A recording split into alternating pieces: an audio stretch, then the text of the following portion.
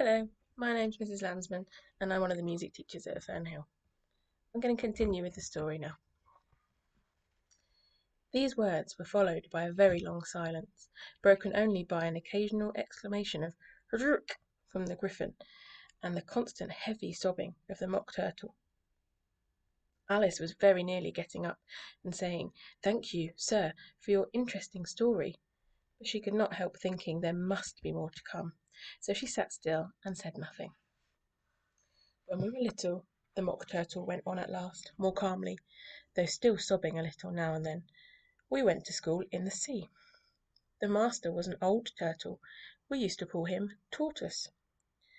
"Why did you call him Tortoise if he wasn't one?" Alice asked. "We called him Tortoise because he taught us," said the Mock Turtle angrily. "Really, you are very dull." "You ought to be ashamed of yourself for asking such a simple question," added the Griffin, and then they both sat silent and looked at poor Alice, who felt ready to sink into the earth. At last the Griffin said to the Mock Turtle, "Drive on, old fellow. Don't be all day about it." And he went on in these words: "Yes, we went to the school in the sea, though you mayn't believe it." "I never said I didn't," interrupted Alice. "You did," said the Mock Turtle. "Hold your tongue," added the Griffin, before Alice could speak again. The Mock Turtle went on: "We've had the best of education. In fact, we went to school every day." "I've been to a day school too," said Alice. "You needn't be so proud as all that." "With extras?" asked the Mock Turtle a little anxiously. "Yes," said Alice. "We learned French and music." "And washing?" said the Mock Turtle. "Certainly not," said Alice indignantly. "Ah, then yours wasn't a really good school," said the Mock Turtle in a tone of great relief. "Now at ours they had at the end of the bill French, music, and washing extra."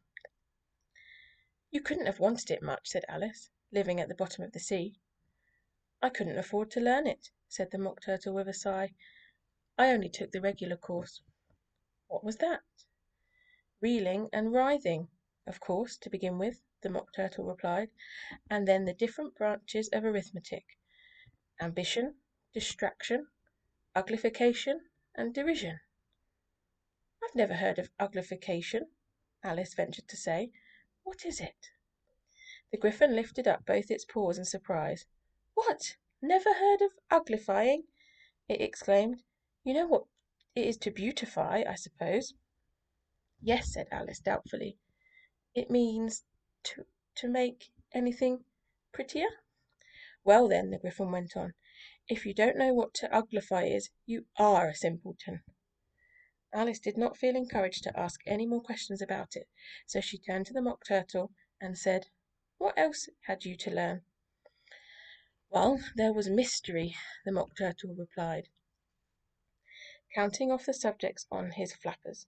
"Mystery, ancient and modern, with seaography, then drawling. The drawling master was an old conger eel that used to come once a week. He taught us drawling, stretching, and fainting in coils." "What was that like?" said Alice. "Well, I can't show it you myself," the Mock Turtle said. "I'm too stiff, and the Griffin never learnt it." "Hadn't time," said the Griffin. "I went to the classics master, though. He was an old crab, he was." "I never went to him," the Mock Turtle said with a sigh. "He taught laughing and grief, they used to say." "So he did, so he did," said the Griffin, sighing in his turn, and both creatures hid their faces in their paws. "And how many hours a day did you do lessons?" said Alice, in a hurry to change the subject. 10 hours the first day," said the Mock Turtle, 9 the next, and so on.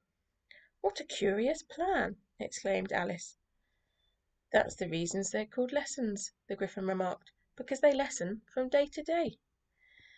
This was quite a new idea to Alice, and she thought it over a little before she made her next remark. "Then the 11th day must have been a holiday." "Of course it was," said the Mock Turtle. "And how did you manage on the 12th?" Alice went on eagerly. "That's enough about lessons," the Griffin interrupted with a very decided tone. "Tell her something about the games now."